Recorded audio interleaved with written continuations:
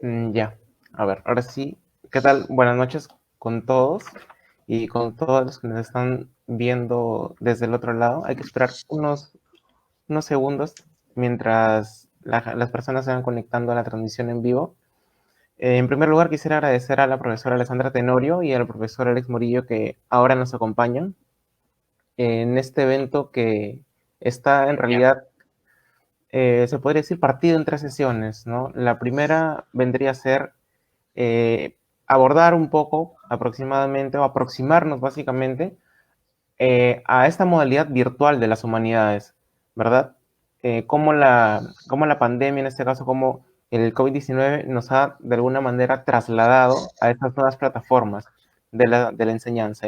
La segunda sesión, en este caso el próximo sábado, ya vendría a ser básicamente sobre el papel estrictamente o la función, ¿no? Eso ya lo abordarán más adelante, sobre el docente. Y finalmente la tercera sesión estaría dedicada a cuál es el rol que cumple el alumno también en esta suerte de diálogo con el docente a través de la educación. Entonces, eh, mientras esperamos que se vayan conectando, voy presentando a la profesora Alessandra y también presento al profesor Alex Morillo brevemente. La profesora Alessandra Tenorio es profesora y poeta, licenciada en literatura por la Universidad Nacional Federico Villarreal, en la que también se desempeña como docente. Asimismo, cursó una maestría en literatura con mención en escritura creativa en la Universidad Nacional Mayor de San Marcos.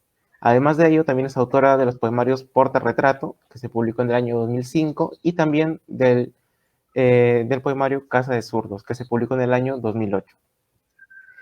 El profesor Alex Morillo es licenciado en literatura por la Universidad Nacional Mayor de San Marcos, en donde también realizó el posgrado y actualmente se encuentra cursando el doctorado en dicha casa de estudios. Además se desempeña como docente, se ha desempeñado también como docente en dicha universidad y actualmente ejerce la cátedra en la Universidad Científica del Sur. Bien, entonces agradezco nuevamente a la profesora Alessandra Tenorio, agradezco también al profesor Alex Morillo por su presencia y por aceptar la invitación, en este caso, para poder conversar un poco sobre esa nueva dinámica, ¿no? Sobre esa nueva dinámica, sobre esas nuevas plataformas, sobre las cuales la educación ahora se ha puesto sobre las riendas, ¿no? Entonces, el evento tiene como título, en este caso, Posibilidad o Problema, ¿no? Las humanidades virtualizadas. Bien, entonces comenzaremos como el primer punto, ¿sí? Que en este caso vendría a ser la conectividad y la atención, en este caso de los estudiantes.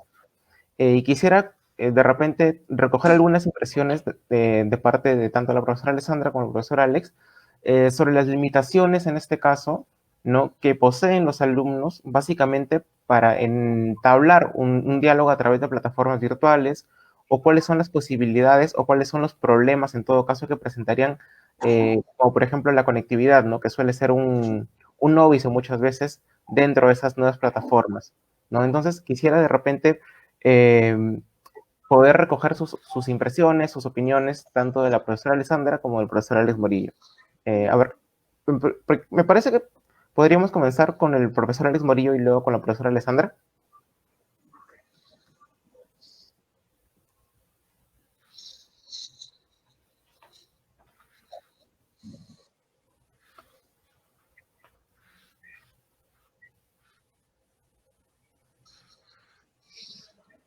Bien, eh, gracias Sergio por la invitación a los amigos de la red literaria peruana.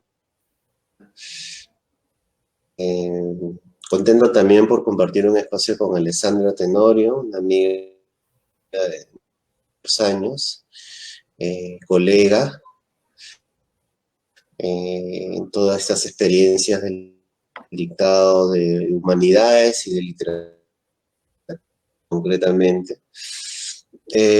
Bueno, sobre este primer punto de conectividad y atención, estaba pensando en algunas cosas que a mí particularmente sí me llaman, me preocupan, ¿no? Yo he escuchado diversos comentarios de varios colegas con los que he estado interactuando en semanas a propósito de las aulas virtuales. Si es que existe mucha diferencia entre las experiencias presenciales y las virtuales propiamente dichas, ¿no? En torno por ejemplo, al comportamiento de nuestros alumnos y a la manera en cómo nuestros mensajes llegan. Particularmente me animo a pensar de que no se trata, o no ver estas dos experiencias, la presencial y la virtual, como dos experiencias opuestas, ni mucho menos antagónicas, ¿no? No como diferentes. Y yo no creo que necesariamente los espacios virtuales o las aulas virtuales o las clases virtuales traigan consigo pues conductas o formas o intercambios totalmente diferentes a los que teníamos hace unos meses cuando dictábamos en salones. Sí me llama la atención cómo podemos nosotros estar atentos a lo que yo entendería como las formas de presencialidad en el espacio. O sea, hay muchas maneras en que el alumno puede estar presente en una clase virtual. A veces le pedimos que conecte su cámara y que tenga el audio activo, pero a veces no están con la cámara conectada. No sabemos qué tan atentos están en ese momento. Yo creo que esas imágenes pueden ser tanto similares al hecho de que el alumno en un salón esté con el celular a la mano, está atendiendo a otro lado. Y esto me lleva a pensar estas formas de sensibilidad que puede haber en una hora de virtualidad de clase, en el hecho de qué tanto necesitamos como docentes ser vigilantes de los alumnos, ¿no? Frente a las cámaras, ¿no? En verdad, la virtualidad nos tiene que llevar a ser como docentes mucho más vigilantes, mucho más estrictos, mucho más interpelantes en el hecho de pedirles a los alumnos sí o sí prendan sus cámaras y estén muy atentos. Mi respuesta es que no, o sea, particularmente yo no creo que el vigilar garantice el aprendizaje, ¿no? Más allá de estar en un aula o estar en una videollamada, al menos para las humanidades, particularmente en estos años que vengo dictando, nunca he asumido, no he querido asumir el rol de un sujeto vigilante de la atención, porque creo mucho en la libertad, además, ¿no? O sea, me parece que una clase donde se enseña humanidades, donde se enseña literatura, donde se enseña arte, más que ponerse en los zapatos del ente que impone una atención o obliga una atención, me parece que hay un factor motivacional muy importante, ¿no? Yo recuerdo mis mejores clases como alumno en San Marcos, donde me he formado, y las mejores clases no han sido por los profesores más estrictos, digamos, sino por los profesores que llegaban a generar un clima de conversación, porque para mí, arte, o enseñar literatura, enseñar teatro, supone conversar, supone generar como un concepto que ustedes plantearon, ¿no? Como pregunto, no, una horizontalidad. Y prefiero que entiendan un aula, ya sea presencial o virtual, como un laboratorio de ideas, ¿no? La posibilidad de plantearles la construcción de ideas juntos, ¿no? Sobre todo si de atención y de estudio son las obras de arte, que no merecen y no permiten unilateral, ¿cierto? O sea, no hay una sola forma de entenderlas, de comprenderlas, de procesarlas. Entonces, Me parece en ese sentido de que el contexto virtual no nos tiene que, no quizás acentuar más, ¿no? Las posibilidades de esta construcción conjunta de ideas, aprovechando las ventajas que los recursos virtuales proponen, ¿no? Bueno, esa como una primera idea con ustedes, con Alessandra y algunas, ¿no? Sí, gracias, profesor Alex. Sí, a ver, damos paso a la profesora Alessandra para que nos pueda dar también las impresiones que tiene o que le suscita esta pregunta, ¿no? Bueno, en torno de la idea de la conectividad y atención, yo coincido casi en todo lo que ha señalado Alex, pero a mí sí, como Sí, Sergio, docente, hay algo que me... esa es mi Hay algo, participación. No sé si ahora hay algo que sí asume la me posta genera Alessandra.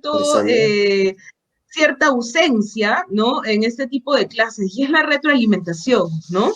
Justamente cuando hablamos de conectividad y ya estamos hablando de características técnicas que los alumnos puedan o no tener, como mencionaba Alex, el hecho de tener el micrófono prendido o el hecho de tener una clase muy numerosa con plataformas que no puedan soportar 40 cámaras prendidas, 40 micrófonos encendidos.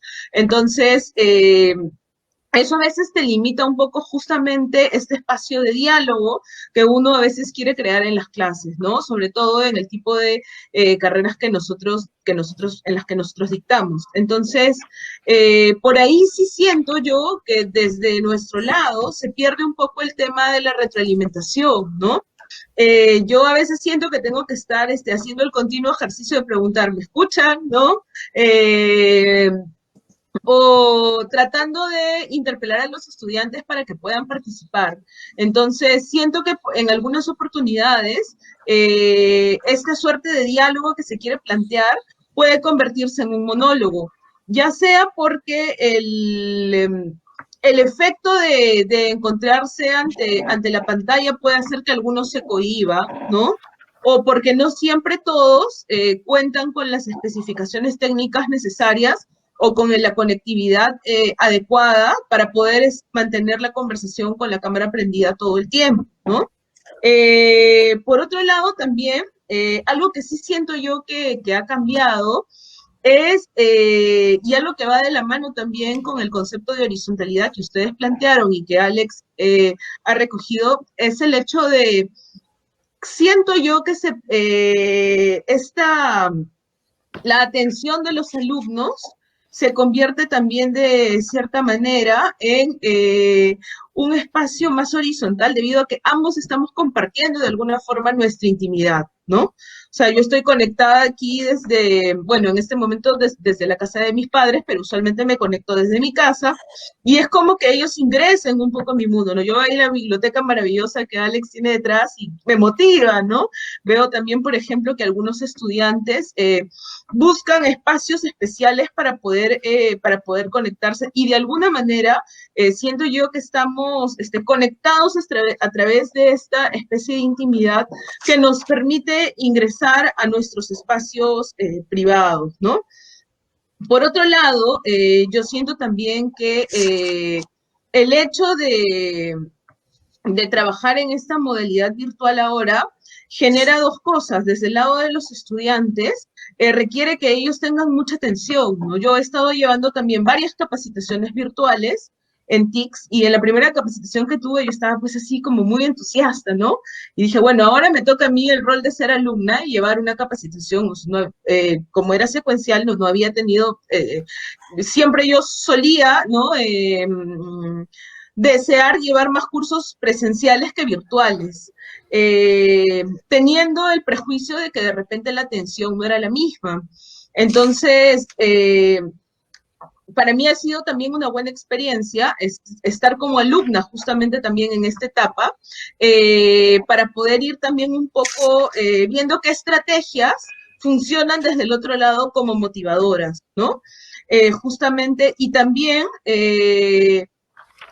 Por otro lado, el tema que había señalado al inicio, que es el tema de la conectividad, el tema técnico, el tema de los equipos, que no afecta solamente a los estudiantes, también afecta a los alumnos, ¿no? Perdón, no afecta solo a los estudiantes y a los alumnos, sino nos afecta también a nosotros como docentes. Entonces, no siempre se tiene los equipos adecuados o no siempre hay las condiciones técnicas, lo cual puede hacer también que de manera involuntaria se afecte la atención de los alumnos, ¿no? Por otro lado, también el hecho de trabajar en este espacio puede ser también que no puede ser, ha hecho que muchos docentes hayamos tenido que adaptar nuestros cursos que estaban pensados con determinada metodología al espacio virtual, buscando justamente estrategias innovadoras que puedan involucrar a los estudiantes y que no los conviertan en unos simples oyentes, ¿no? Sino que busquen su participación activa, que busquen justamente la idea de poder generar un debate, o la idea o no sé, muchos docentes que de repente tienen metodologías de discusiones en equipo de determinados temas, y hay algunas plataformas que lo permiten y otras plataformas que no. Entonces también creo que requiere cierto manejo de las TICs al que todos nos hemos estado acostumbrando en el camino, ¿no? Claro. Sí, muchas gracias, profesora, por la participación. Yo quisiera rescatar dos puntos y dos ideas que tanto el profesor Alex como usted han mencionado con respecto a este primer apartado. Me parece interesante la idea de libertad, ¿no? Que se mencionó al principio, que el profesor Alex comentó, ¿no? Que es a partir de repente de los profesores que llegaban más con una impronta mucho más de repente dialógica o de repente con una impronta mucho más abierta al debate, abierta a la discusión, antes que llegar y hacer una clase de repente ya repetida durante varios ciclos, ¿no? Entonces me parece que esa interacción entre tanto el cuerpo docente como el contingente estudiantil, me parece que es uno de los pilares que debería retomar en este caso la educación universitaria, ¿no?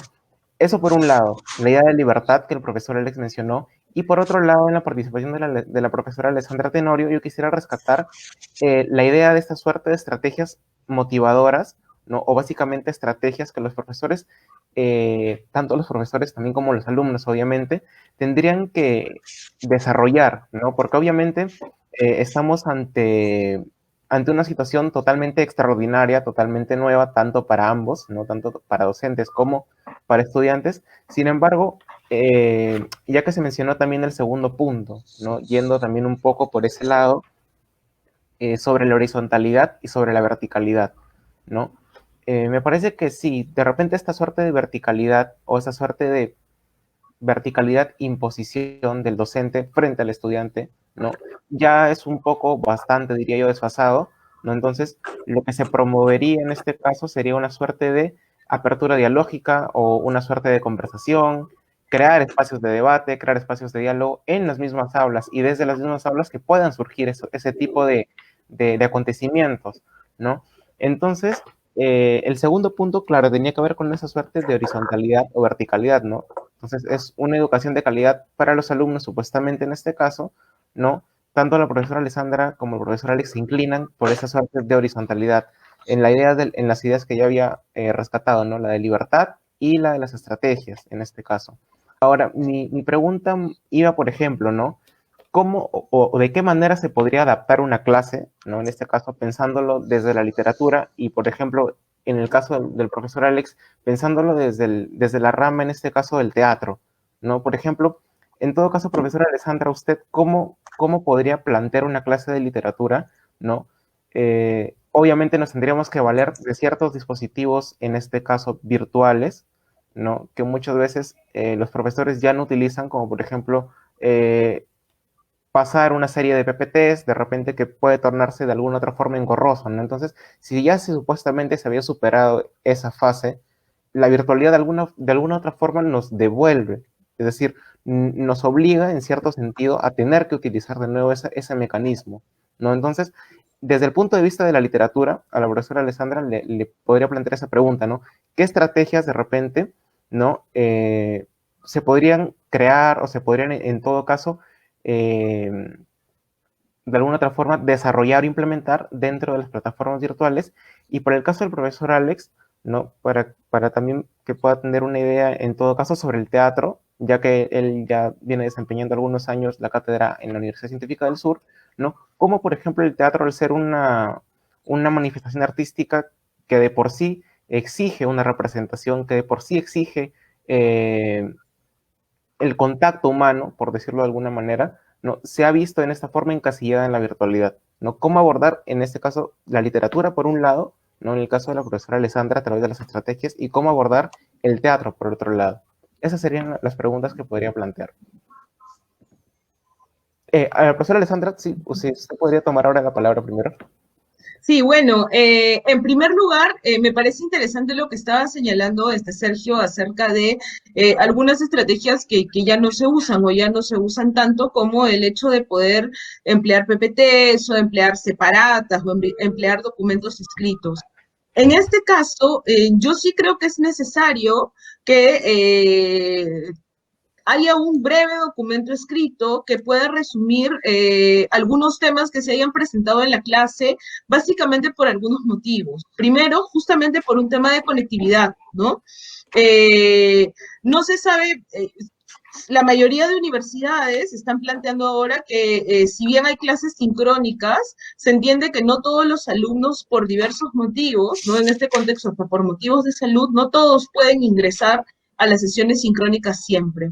Entonces, además de la grabación, a mí sí me parece siempre fundamental que haya una especie de documento que puede ser un PPT, que puede ser un organizador gráfico, además de las lecturas, estoy hablando de, además del material teórico que puede funcionar para el curso, ¿no? Una suerte de pequeño ayuda de memoria que yo siempre utilizo en mis clases y que los chicos siempre me lo piden porque les parece que los ayuda a organizar la información que está en el video, los ayudan a, si es que no han podido conectarse a las clases, los ayudan a recuperar la información o la información que han extraído del material teórico, o también es una suerte de guía para ellos al momento de poder aventurarse en lecturas que pueden ser un poco complicadas para ellos, cuando no tienen este contacto directo de poder hacer preguntas, ¿no? Que es algo que nos caracteriza. Siempre creo que en literatura los alumnos solemos tener un contacto bastante directo, bastante cálido con los profesores, los encontramos por los pasillos, conversamos con ellos,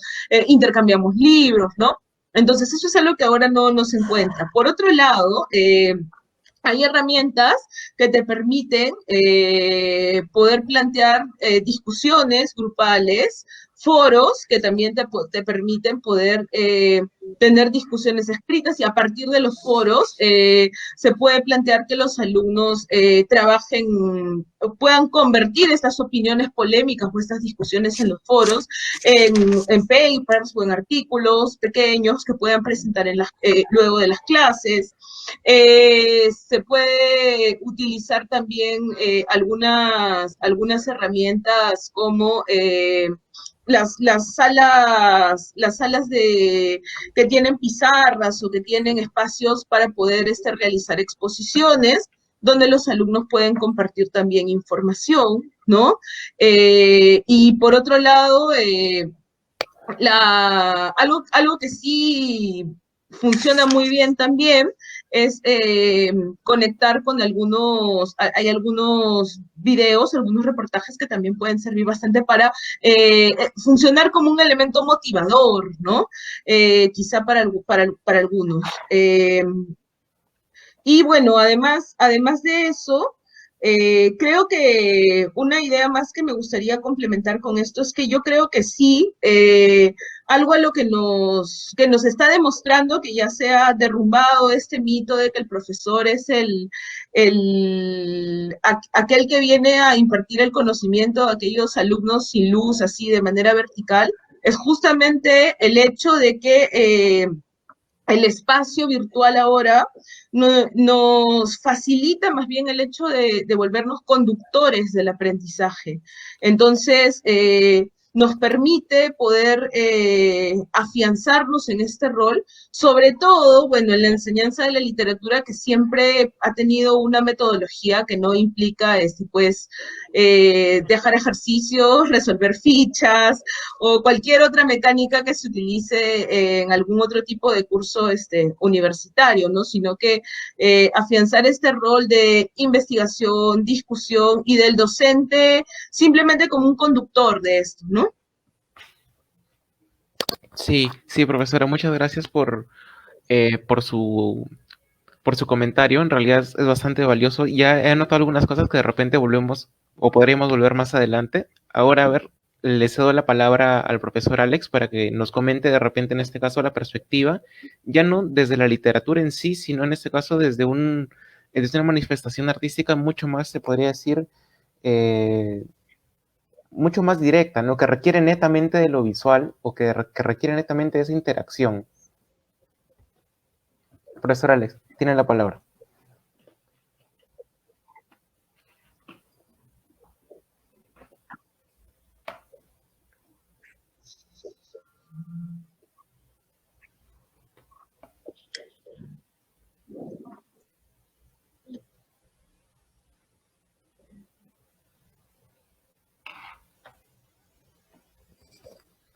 Profesor, ¿nos escucha? No, no podemos oírlo bien.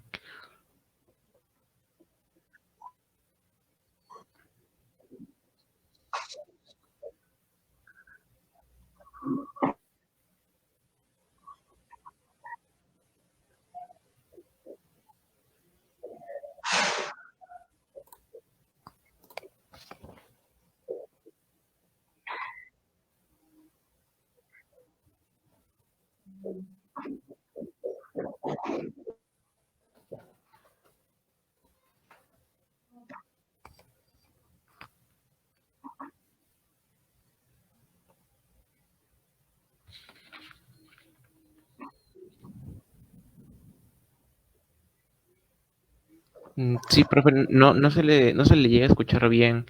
No sé si de repente, mm, a ver,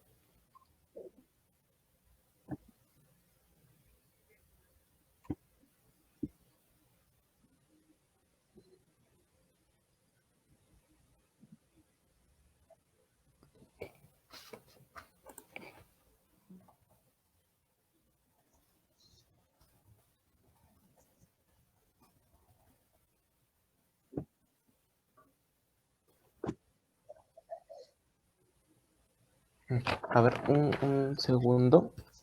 Sí, profesor, en todo caso, mientras el profesor Alex puede ahí de repente arreglar un poco el tema del audio, quería hacerle o quería volver sobre algo que usted había mencionado y que me parece interesante, ¿no?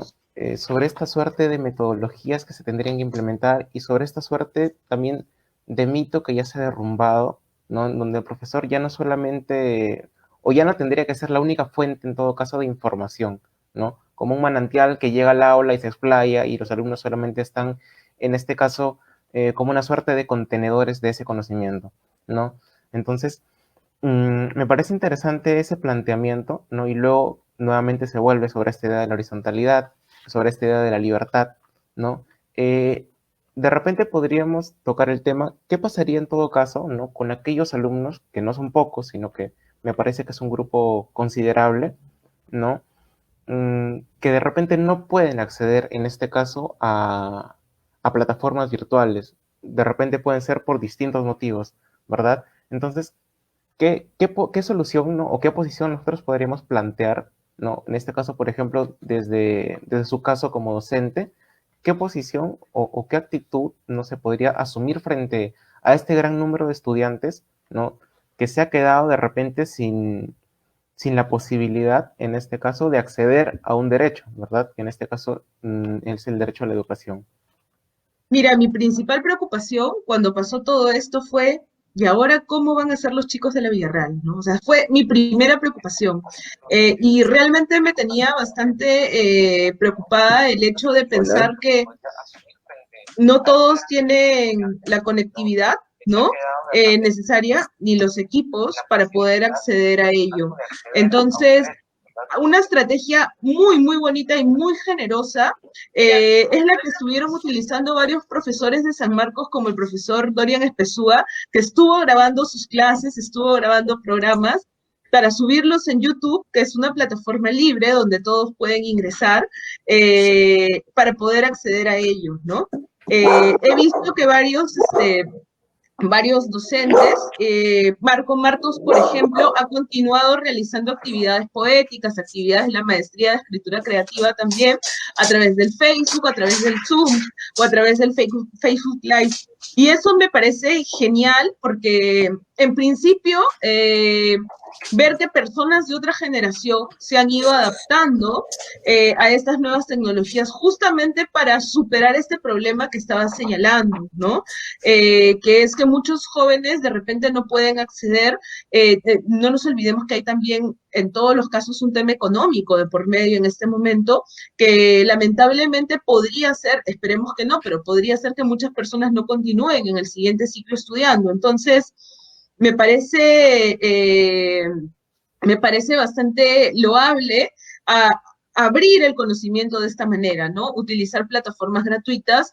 Es más, una página, me parece que un grupo de escritores argentinos creó una biblioteca virtual que generó toda una polémica al inicio de la pandemia, ¿no? Porque habían varios libros para descarga gratuita, ¿no? De diversos autores, bueno, latinoamericanos y extranjeros que estaban ahí, todo el mundo podía descargarlos. Entonces, todo un debate acerca de si eso era piratería o era un apoyo hacia educativo, etcétera, ¿no? Entonces, ese tipo de iniciativas, ¿no? De manera coordinada, creo que puede ayudar un poco a que el estudiante también pueda entender su papel como forjador de su propio aprendizaje. Ok, de repente hay algunos que no pueden acceder a las clases en este momento, de repente no todos van a poder ir ahora, no sé, a Mari o a Vener, que son los lugares donde están todos los libros que uno puede fotocopiar y adquirir de esta forma, porque no todos pueden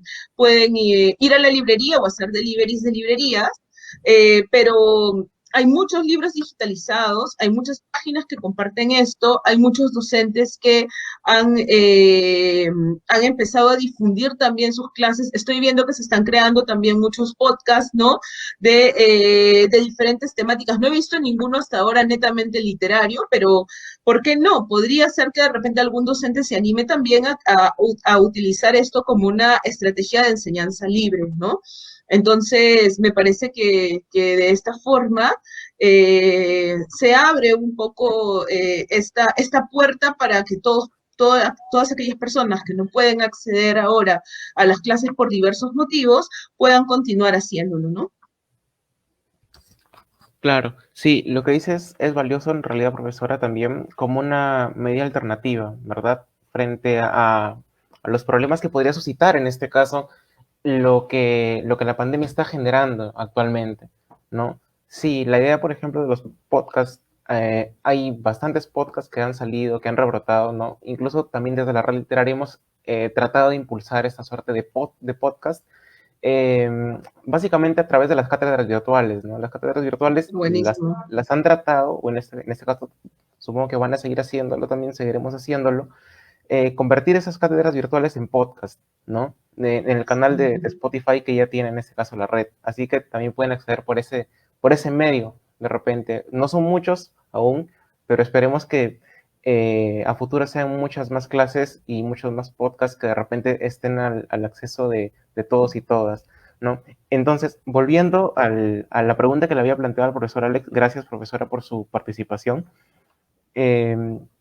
Profesor Alex, le había planteado la pregunta sobre la cuestión de la enseñanza, en este caso ya no de la literatura como tal, sino en este caso del teatro. ¿Ahora se me escucha bien? Sí, ahora se le escucha bien, profe. Hablábamos de la conectividad y creo que ha sido un vivo ejemplo de lo que puede ocurrir, ¿no? Sí. Bueno, para continuar lo que estaba diciendo y se interrumpió.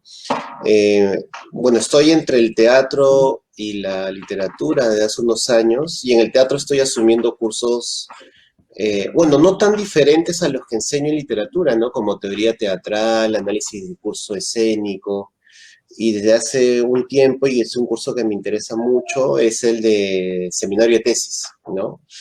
Ya tengo 10 años en esos cursos más o menos, y claro, y hay que, las humanidades no las podemos uniformizar tampoco, porque existen diferentes tipos de contenido, diferentes tipos de artes que están dentro de planes curriculares o planes de estudio, carreras, y por ejemplo en el teatro, si bien es cierto, en literatura podríamos decir, a grosso modo, de que la dinámica de las clases es básicamente la discusión, la lectura. En el teatro, al menos dentro del plan de estudios de la científica, yo sé que también ocurre lo mismo en la Católica o en el ENSATE como otros espacios, el componente físico es fundamental. O sea, la concepción del cuerpo y del entrenamiento y de la construcción de una identidad corporal es fundamental. Entonces, en verdad, sí ha sido bastante chocante para estas carreras, esta nueva situación, este estado de cuarentena, esta virtualización, ha sido el sector teatral, ya sea en términos profesionales como en términos de formación, se ha visto duramente afectada, ¿no? Y, por ejemplo, cómo replantear un curso donde básicamente se trabajaba el cuerpo como en danza, como expresión corporal, como en actuación, donde el factor corporal, insisto, es muy determinante. Lo digo por otros colegas que asumen esos cursos que tienen esta orientación, digámoslo así, mucho más práctica o física. En mi caso no ha sido tanto el choque porque son cursos más orientados a este factor de abstracción, de discusión, ¿cierto? De un trabajo, digámoslo así, mental, aunque yo creo que en el teatro la concepción del cuerpo no es solamente un instrumento, se construye toda una visión en torno al cuerpo. El cuerpo es una identidad. Bueno, eso es lo que hasta ahora poco a poco voy entendiendo de ese universo complejísimo del teatro, ¿no? Alessandra me parece que ha resumido muy bien los recursos, las posibilidades en cuanto a la enseñanza. Yo, en verdad, utilizo básicamente los mismos recursos también, las proyecciones audiovisuales, los PPTs, pero hay una problemática en el teatro, sobre todo en el teatro peruano, que hoy más que nunca, creo yo, sale a la luz, y que en ese sentido siento que hay una diferencia respecto a lo que ocurre en literatura. La accesibilidad de las obras, ¿no? Entonces, desde hace un tiempo que he estado acompañando, orientando tesis, por ejemplo, de estudiantes de artes escénicas y de teatro, se chocan con esta gran dificultad. Quieren estudiar una obra, la quieren proponer como objeto de estudio, y a lo sumo pueden acceder a la dramaturgia textual, al guión, y no pueden acceder muchas veces al registro audiovisual, porque no hubo, sencillamente, porque el trabajo colectivo, teatral que se hizo en ese momento para montar una obra no tuvo los recursos, no tuvo las condiciones, no hubo la posibilidad de tener un registro completo, a veces solamente fragmentos. Y desde, por ejemplo, las investigaciones literarias sabemos que a un tesista no le puedes decir, bueno, no puedes plantear un estudio solamente recordando una parte de la obra que has leído, ¿cierto? En literatura creo que sí hay una mayores condiciones de estudio en ese sentido, porque hay un mayor acceso a las obras que son motivo de objeto de estudio. En teatro peruano al menos no. Entonces me parece que si esa situación ya era un problema antes de la pandemia, hoy debería ser una urgencia que se tiene que asumir de una manera mucho más consciente, porque hoy, cuando un estudiante de teatro, de artes escénicas, quiere asumir una investigación, si le quiero plantear una obra para discutir algunos conceptos en teoría teatral, y pienso en obras peruanas, no necesariamente tenemos el gran repertorio de recursos audiovisuales para discutir, por ejemplo, ¿no? Y además que con eso se ganaría mucho, si es que empezamos en verdad a generar estos registros audiovisuales que son fundamentales, porque dentro de los estudios teatrales se asume la dramaturgia de diferentes sentidos, ¿no? Tienes la dramaturgia textual, o sea, le puedes decir a un estudiante que lea una obra y la analice, pero también esa obra en algún momento adquiere otra versión, otra realización de su montaje. Entonces ahí tiene, ¿cierto?, dos realizaciones diferentes, el texto propiamente dicho y el montaje que ocupa o reúne muchos signos, muchos lenguajes diferentes. Ahí tendría un gran contraste, y me parece que ese es uno de los grandes desafíos que hoy pueden existir dentro de la enseñanza del teatro, ¿cierto? En comparación a lo que pueda estar ocurriendo en la enseñanza de otras artes como las literarias, ¿no? Y esto tiene que ver con un aspecto que a mí sí me parece que es un asunto de discusión muy fuerte, que esta pandemia o esta virtualidad está generando. La conectividad yo la pienso también en términos de la accesibilidad a la información, ¿no? Si bien es cierto, desde hace un muy buen tiempo nosotros estamos accediendo a esta era digital donde todos los documentos desde nuestra visión de la cultura impresa están pasando a ser formatos en PDF, a ser registros audiovisuales. Eso se ha avanzado muchísimo. Creo que todavía hay bastante por hacer. ¿Cuál es el estado del acceso a la información hoy para nosotros que enseñamos y para nuestros estudiantes que están en formación? Hay toda una política ya lo suficientemente difundida de libre acceso a libros, a revistas, a tesis. Hay una política de libre acceso a registros audiovisuales. Yo creo que, por ejemplo, yo recuerdo un problema que hubo hace unas semanas nada más o que tiene que ver con nuestros amigos de la ciencia de la salud, ¿no? El gobierno estaba era una paradoja, era una contradicción bien, bien curiosa. El gobierno estaba alentando investigaciones desde el ámbito de la ciencia de la salud en torno a esta problemática de COVID, ¿no? Pero muchos investigadores de esas ciencias reclamaban que el Estado no era transparente al mostrar y a compartir toda la data, toda la base de datos, toda la información concerniente a pacientes, a estadísticas, en fin. O sea, fomentas, pero controlas. Fomentas, pero restringes. Eso fue discutido abiertamente por las redes. Yo creo, si eso pasa con ciencias que ahorita son las que de alguna manera están siendo el foco de la atención, ¿verdad? Como la ciencia de la salud, me pregunto qué estará pasando, qué va a pasar con las ciencias humanas, ¿no? Yo creo que las ciencias humanas deberían ser ese lado del conocimiento ejemplar y modélico al momento de brindar acceso a su información. No hay nada más antihumanista que controlar y limitar el acceso al conocimiento humanista, al conocimiento en general, disciplinario. Me parece que ahí hay una discusión muy importante que tenemos que asumir de manera protagónica, ¿no? Y ahorita me salto un poquito ya del teatro a la literatura. Por ejemplo, me parece que es bien interesante lo que va a ocurrir, o lo que está ocurriendo ya desde hace varias semanas, varias editoriales, privadas, incluso institucionales o públicas, voy a utilizar a propósito esta palabra, están liberando información, como si hubiera estado en cautiverio, ¿no? Como si hubiera estado secuestrada. Y me parece genial que liberen líneas editoriales, libros que antes no podíamos acceder, archivos. Ahora hay acceso virtual a museos, a películas, a discos, quizás dentro de muy poco a espectáculos, o ya se está dando. Pero, por ejemplo, me pregunto por la idea del canon literario que tiene un estudiante, ¿no? El canon literario, o lo que entiende por la literatura peruana más importante, ¿desde qué lógica se ha construido? Desde una lógica cultural impresa.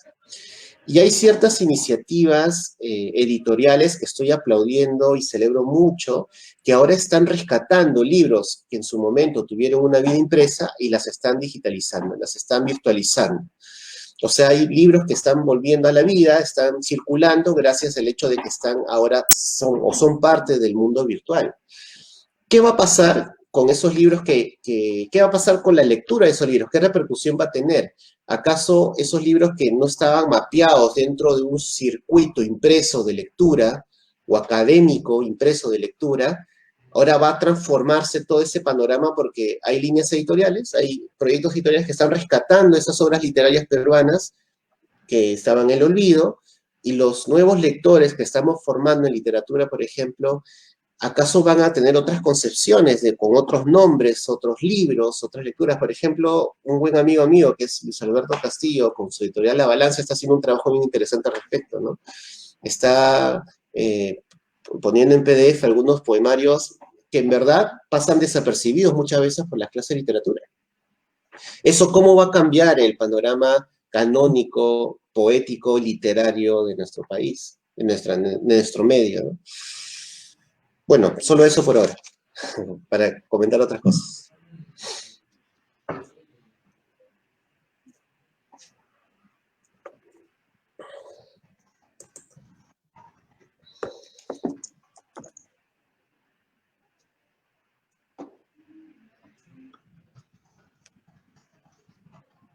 Ya, ahora sí, me había puesto en silencio.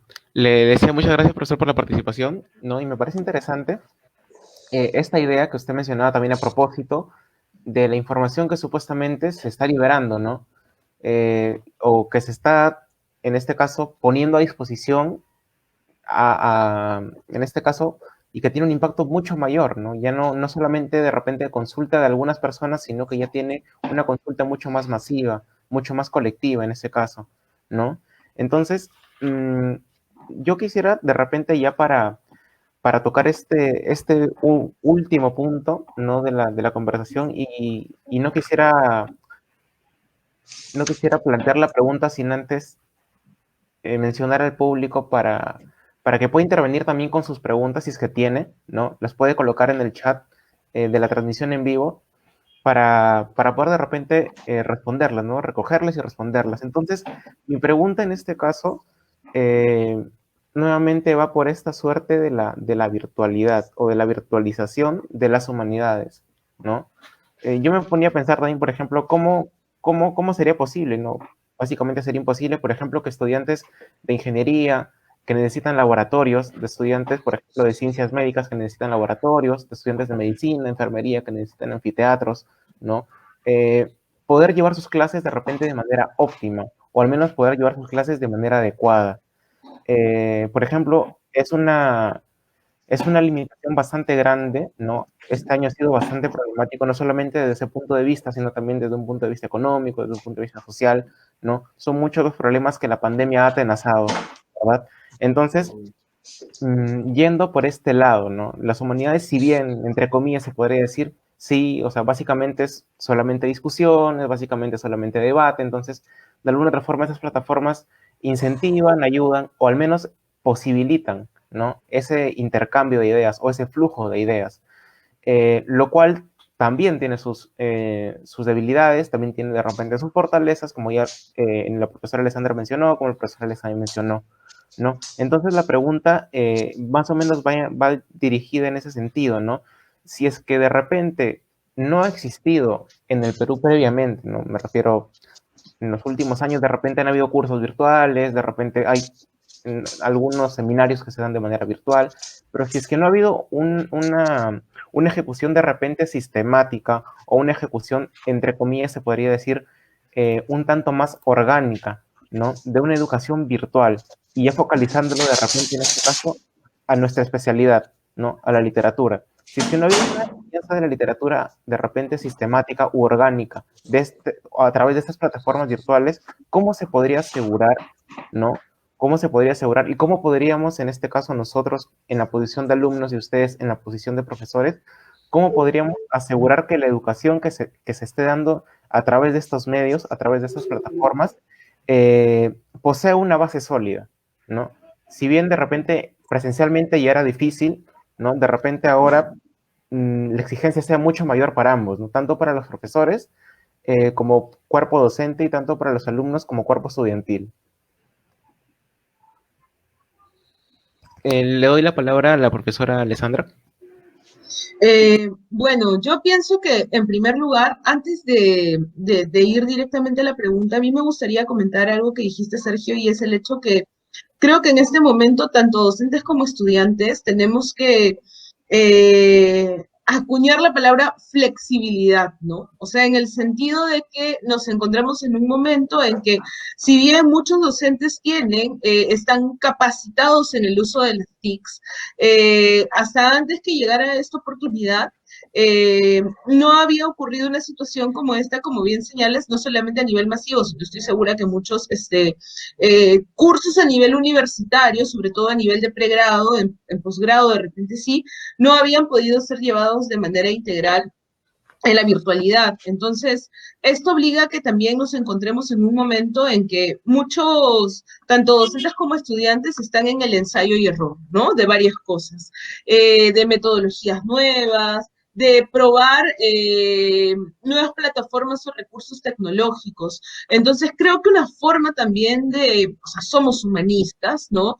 Es entender que este es un momento complicado a nivel emocional también, no solamente para los alumnos, sino también para los docentes, ¿no? Creo que no es fácil mantener un nivel de concentración, mantener siempre un nivel óptimo con todo lo que está pasando a nuestro alrededor. La coyuntura se torna un poco difícil, ¿no? Entonces eso hace que también la enseñanza por ambos lados, tanto para el docente que tiene que preparar una clase, articular un discurso, tenga que lidiar a veces con el ánimo, que es un factor muy importante para el aprendizaje también. Entonces, en torno de esto, en este contexto, ¿cómo aseguramos una educación óptima? Yo creo que es nuestro deber ahora profundizar como docentes en el aprendizaje de las TICs y ver cómo vamos a adaptar estas a una mejor forma de poder transmitir los cursos que dictamos en literatura, ya sea desde aquellos cursos teóricos hasta los cursos vinculados a los talleres, que de repente pueden ser un poco más prácticos o que requieren, no sé, otro tipo de ejercicios, o sea, de escritura, o otros cursos, por ejemplo, como el curso que yo he llevado en la Villarreal, que es un curso de prácticas preprofesionales, que este año vamos a dictar también de manera virtual y estamos ahí viendo cómo adaptamos esto a el hecho de tener que pasar de un curso que es eminentemente práctico, que requiere de una presencialidad a una virtualidad, ¿no? Entonces, en principio creo que el diálogo entre docentes es bastante útil, ¿no? A mí, por ejemplo, me ha enriquecido mucho el diálogo con ustedes, ¿no? Tener tu perspectiva, Sergio, y la perspectiva de Alex, que enriquece mucho también mi práctica docente porque me permite saber qué reflexión, me permite reflexionar y me da también algunas luces sobre hacia dónde puedo orientar mi práctica docente. Creo que en principio el diálogo es una herramienta poderosa, ¿no? El intercambio de buenas prácticas puede ayudarnos mucho entre nosotros, ¿no? Y de la misma manera, creo que tratar de mantener un diálogo fluido con los estudiantes va a permitir también que ellos entiendan que esta es una coyuntura en la cual necesitamos todos asumir nuestros roles de manera activa, ¿no? No sé cómo estará siendo esta experiencia para Alex, pero a mí al inicio lidiar con el silencio de los estudiantes en alguna clase me era un poco difícil, ¿no? Yo me sentía como ese meme de me escuchas, me oyes, me sientes, ¿no? Han habido momentos en que yo sentía que estaba monologando y tratar de involucrar a los estudiantes para escuchar su voz, ¿no? O sea, si uno puede a través de la expresión, a través de N signos no verbales, darte cuenta de si te están escuchando o no y ir mirando tu discurso, ir orientando tu discurso en función de eso. Ahora los docentes hemos perdido ello. Entonces, que cada uno se comprometa con el rol que le toca, creo que es algo importante. Y entiendo que los alumnos también, para ellos es un aprendizaje esto también, ¿no? O sea, saber cómo poder contribuir a que esta educación pueda ser de calidad. Y por otro lado, hay varias experiencias docentes, hay algunos artículos a los que uno puede recurrir, capacitaciones que ya se están dando, a las que los docentes también podemos acercarnos para tener un mayor manejo de estas plataformas virtuales y así seguir brindando una educación óptima de calidad, ¿no? Como siempre, adaptando estos discursos a el discurso humanístico, ¿no? Que por supuesto tiene características especiales, ¿no? Sí, claro, profesora. Gracias también por los comentarios que nos deja. De todas maneras, el diálogo para mí también ha sido bastante enriquecedor, ¿no? Y bueno, a ver, hay que en este caso, recoger también las impresiones que le suscita la pregunta al profesor Alex y qué nos podría compartir desde ese punto. Sí, se me escucha, ¿no? Tengo que Sí, estar preguntando porque... oye, es muy cierto, Alessandra, ese tema del silencio, ¿no? Eh, Me parece que ahí hay una diferencia sustancial ahora en nuestro rol de mediadores virtuales. En un aula presencial, propiamente dicha, física, el silencio lo podíamos interpretar. No era un silencio de no estoy, sino un silencio, le estoy dando vueltas a esta idea que como profesor me has compartido, ¿no? Entonces, por ahí nosotros entendíamos que el silencio era parte de la clase. Pero hoy, ¿cómo saberlo, no? A mí me ha pasado que lanzo una idea y todo se queda en silencio y le digo, oye, ¿están ahí? ¿Qué pasó? No, sí, estamos dándole vueltas a esta idea para responderle. Entonces, no puedo ver ese silencio, no lo puedo interpretar. Eso sí genera al docente, creo yo, a mi caso me ha generado harta incertidumbre en más de una ocasión. Ahora, sobre esta solidez o cómo lograr una mayor solidez en este contexto virtual de enseñanza, yo pienso dos cosas. Una, que es muy ventajosa, que es que estas plataformas virtuales en las que estamos puede enfatizar mucho más algo que es muy imperativo, ¿no? Buscar vincular las artes, ¿no? O sea, es muy importante de que sea cual sea el arte que tú enseñes, sea si estás en un curso de literatura o de teatro, generes esta inquietud de que también sus referentes no solo sean teatrales o no solo sean literarios. Y la virtualidad sí genera muchas ventajas y muchos recursos para eso. O sea, es muy importante que el estudiante de humanidades entienda de que si bien es cierto se puede estar formando principalmente en un arte, comprender de alguna manera más sensible y crítica ese arte supone tener referencias de otras artes. Esto, por ejemplo, para el estudiante de teatro es imprescindible, ¿no? O sea, no puede concebir una dramaturgia, sea solo textual o multiexpresiva, si es que no tiene referentes fílmicos, literarios, musicales, ¿no? Porque todos esos recursos sí son fundamentales en su realización de montaje. ¿Y por qué no dentro de la literatura también? O sea, si buscamos nuevos investigadores literarios, es muy importante que también su concepción de lo ficcional, de lo estético, entre a dialogar con otras maneras de entender la ficción desde el cine, desde la plástica, ¿por qué no? Desde la música, en fin, desde el teatro mismo. Entonces, desde ese lado creo que esa solidez sí puede acentuarse en la medida de que insistamos en esta interactividad o interacción entre las artes, que es muy importante. Y lo otro que yo asocio a la idea de solidez, o cómo generamos mayor solidez en la enseñanza virtual de las humanidades, tiene que ver con el procesamiento de la información de los alumnos. Ahora tenemos un reto más complicado aún, ¿no? El hecho de la velocidad a la que están expuestos todos nosotros, no solo profesor, no solo estudiantes, sino profesor como usuarios del Internet. O sea, la velocidad con que nos llega, yo diría, hasta la violencia con la que nos llega la información, trae a colación el hecho de cómo están procesando esa información. Usando una metáfora, un usuario de Internet hoy es tolerante a la información, tolera la información que dure lo que el pulgar se demora en pasar la pantalla, ¿no? O sea, su tolerancia a la información, a la retención es muy efímera, muy inmediata, muy veloz.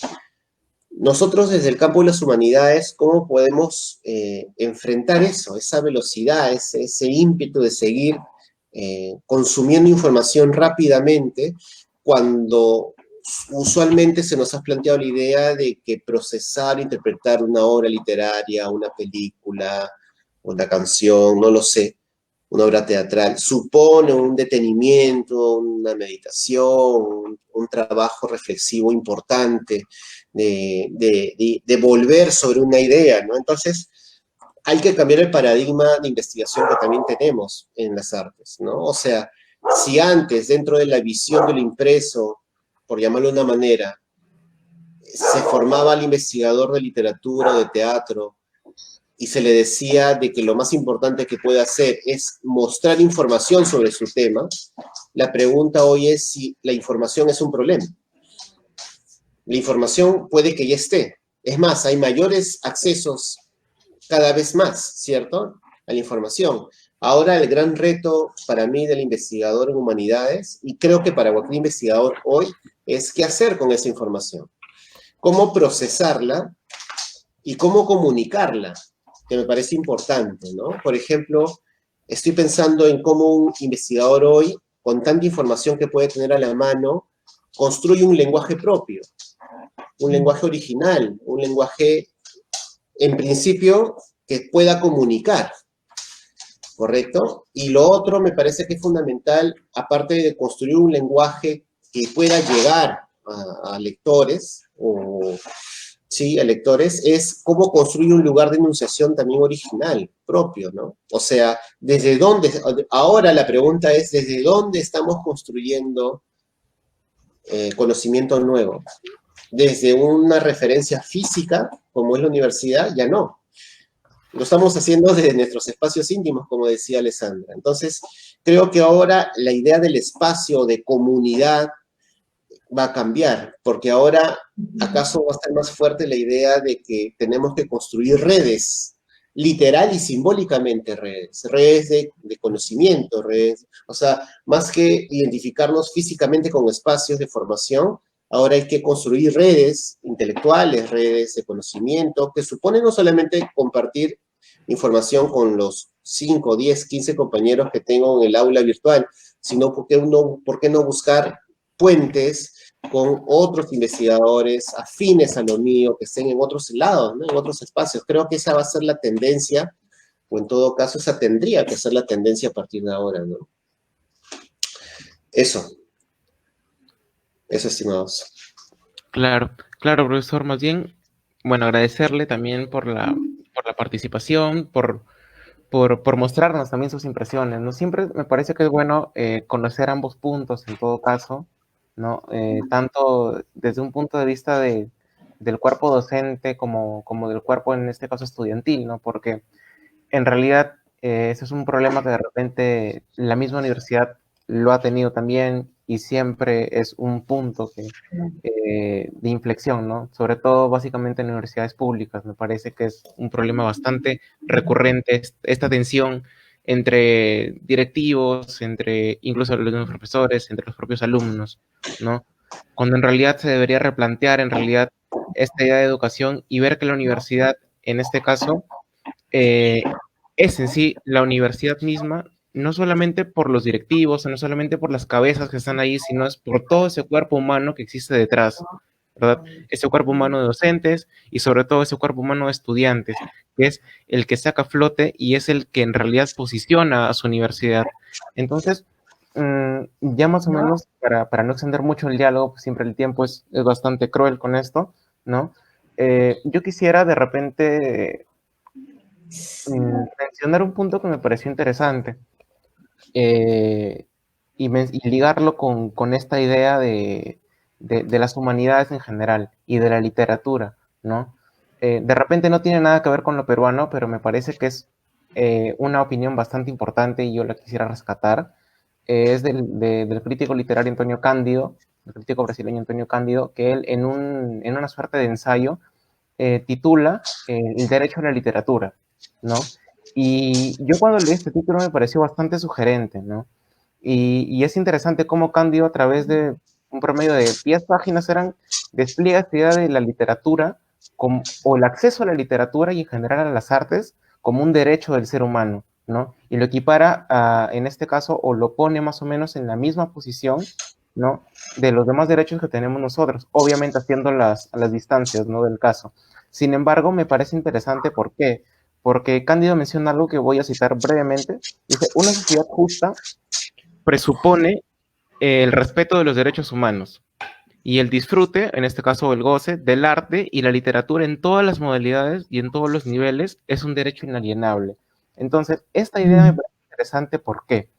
Porque justo se habló también de esta suerte de la liberación, ¿no? De esta información que supuestamente estaba enclaustrada en algún lugar o que estaba encriptada en algún lugar ¿no? Y se pone a disposición de más personas, se pone a disposición de repente de más gente que pueda acceder a ello. Y me parece que esta idea del disfrute no solamente está en el goce estético, sino esa idea del disfrute también, de alguna u otra forma, encarna o está en este caso envolviendo a la idea de la accesibilidad, a la idea de que en realidad todas las personas en este caso tengamos ese derecho, ¿no? Tengamos ese derecho no solamente en la literatura, sino en realidad en general a todas las artes que de alguna otra forma nos humanizan a todos, ¿verdad? Nos humanizan de alguna otra forma. Entonces, me parecía interesante ese comentario que hacía Cándido. Como les decía, no tiene nada que ver de repente con el ámbito peruano, pero me parece que es una acotación bastante lúcida, ¿no? Bastante interesante. Y no sé si de repente ustedes, tanto el profesor Alex o el profesor Alex o la profesora Alessandra, podría mencionar algo bastante breve sobre este punto que acabo de mencionar.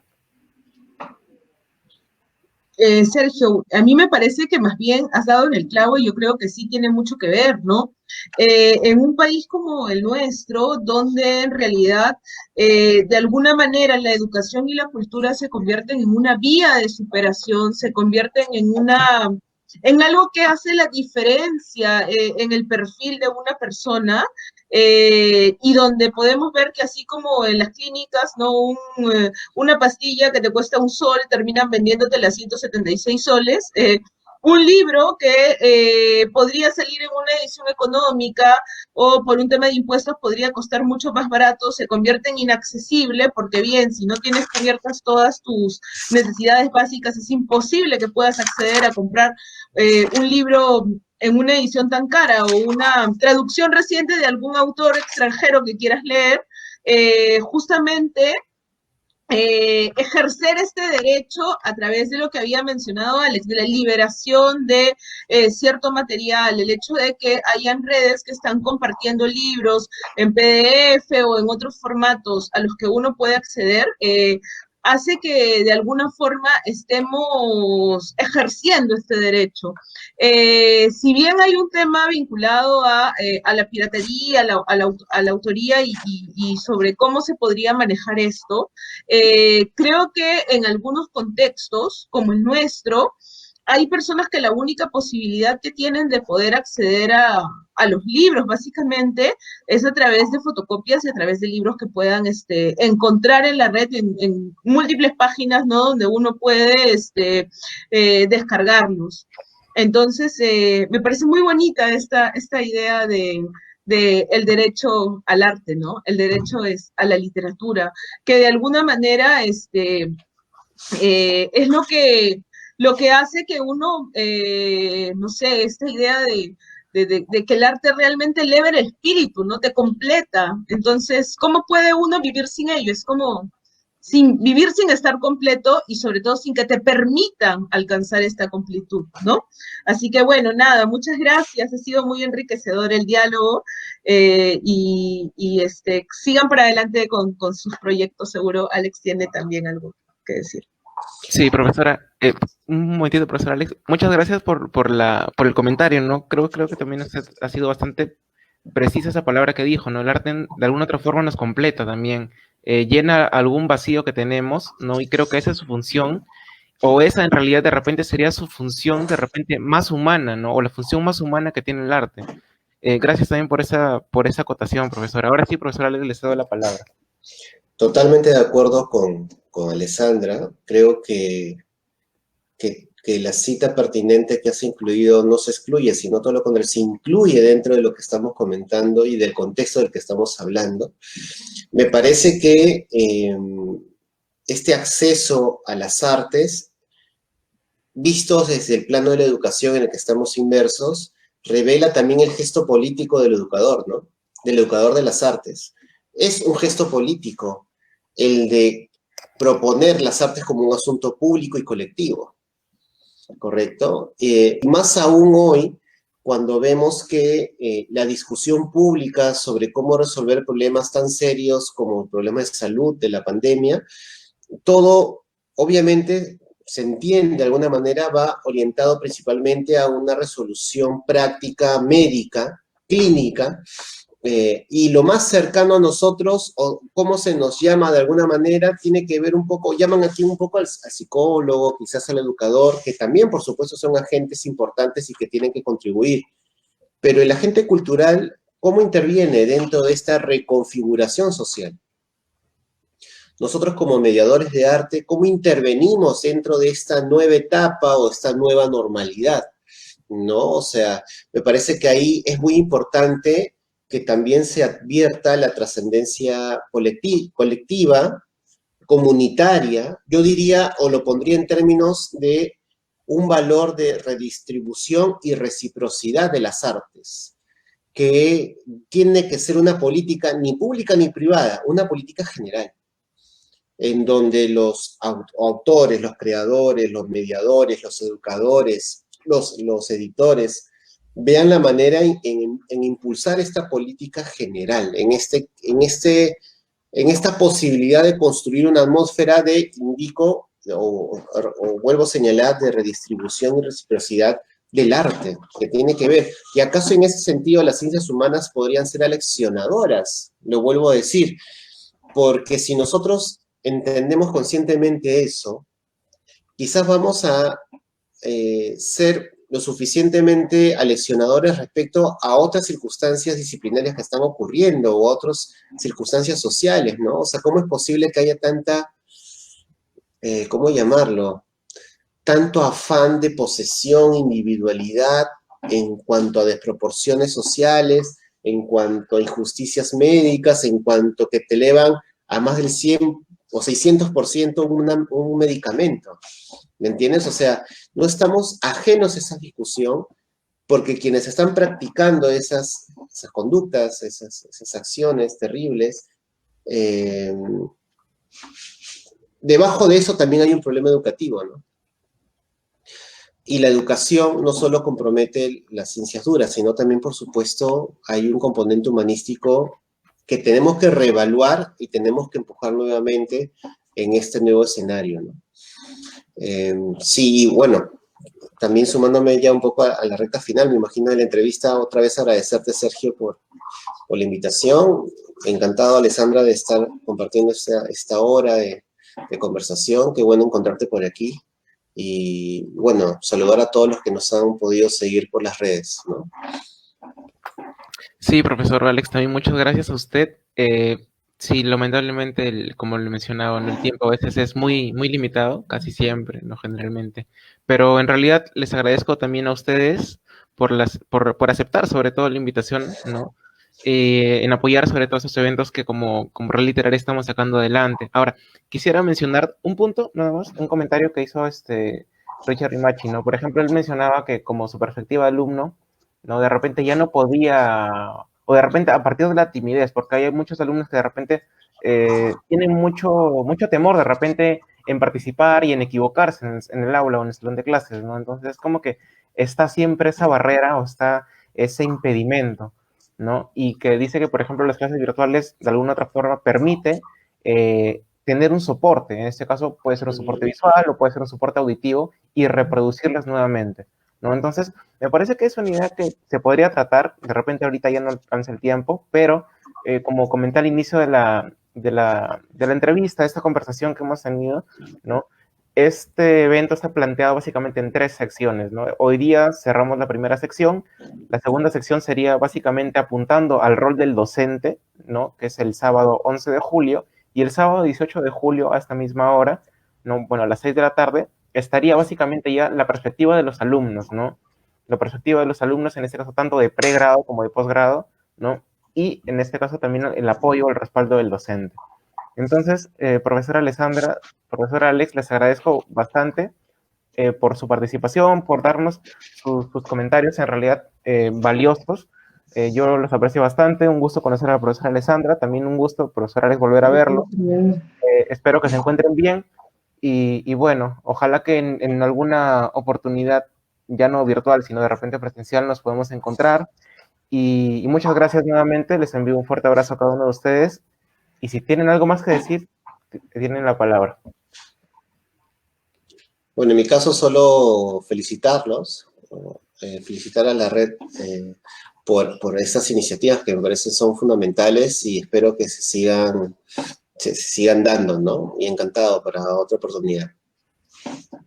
Yo también agradecerles y también felicitarlos, están haciendo un excelente trabajo y además es muy enriquecedor ver que también tienen esta unión entre estudiantes de la misma carrera de diferentes universidades, ¿no? Siempre en esta mezcla de perspectivas se encuentra mucha riqueza. Muchas gracias por todo y un gusto compartir contigo, Alex, también. Listo, listo, profesor Alex, profesor Alessandra. Entonces ya nos estaremos reencontrando en una próxima oportunidad. Muchas gracias también a todas las personas que han estado del otro lado de la pantalla, ¿sí? Y bueno, esperamos que este diálogo haya sido provechoso para todos. Un fuerte abrazo. Hasta luego. Hasta luego. Chao. Nos vemos.